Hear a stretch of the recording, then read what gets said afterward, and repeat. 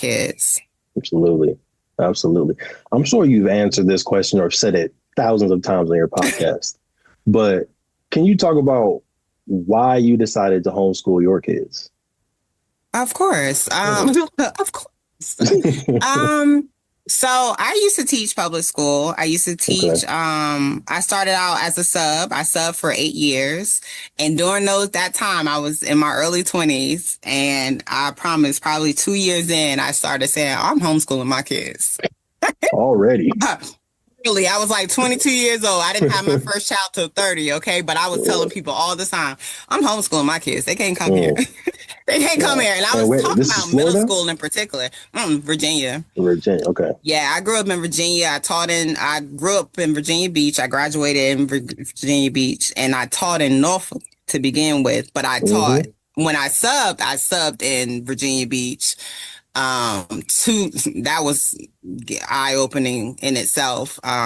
Just to see the resources that Virginia Beach got versus Norfolk. Yeah. Which, poverty stricken, demographics totally different. We always joke and say Virginia Beach is like the future politicians, whereas Norfolk is like they just discarded hood, Mm, like it's the hood right. to people. So, but I taught in a lot of Title I schools, and it's just our kids. And when I created the app, this is identity and purpose are the two main focus that I talk about, because I feel like those are the two main things that are drained out of our kids in public Mm, school. mm-hmm. Identity, knowing themselves, and their purpose. By time, Mm-hmm. because my last few years I taught 12th grade English, and 10th grade I taught 10th grade English. I taught creative writing. Being in there with those high schoolers and seeing like just how depleted it seemed they were, and Mm, just how like unmotivated they were existing. They were just here mm, because, they had to be, and they didn't have any kind of direction. Even with talking to I had a nephew graduate last year, and just asking him like, well, what you into? What you like to do? And him, yeah, I don't know. I don't mm, know. And I'm like, wait, what? Like, come on, you've been living your life for 17 years. You don't mean you have nothing. You don't know what right. drives you. You don't know what you're passionate about. You don't know, Mm, like, and so that on top of understanding the detriments of our kids, and I'm talking about black and brown kids, right. hearing for 12 years straight that they're less than, that they're minorities, that they were just came from slavery. Like, Yeah. man, that's so detrimental to our kids' growth and their potential of reaching their highest selves. Right. And people have to understand that. And so that is why I always talk. Because I tell people, oh, they can't have mine. Like, they can't have Not mine. these babies. Yeah. Not these. Not I birthed these things. No, no, no.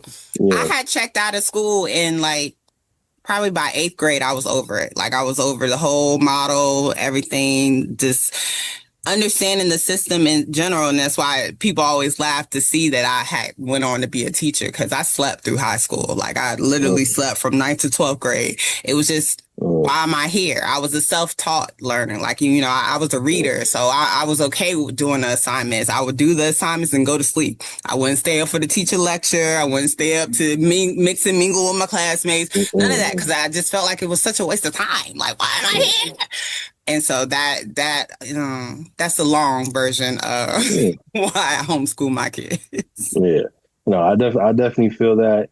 And that made me think of, if I can share a story, Of why course. one of the reasons why we're creating a gamified education company instead of just gaming or just education. Mhm. Because my experience, similar to y'all, when I was going through school, every time I saw a person that looked like me inside of the curriculum, it was never a positive situation, right? Exactly. It was either enslavement or being treated less than human within the civil rights. And of course, we learned a Yeah. little bit about Dr. Martin Luther King, didn't learn about Malcolm X. Rosa, Yeah, right. yeah. We Oh learned no, about they Rosa.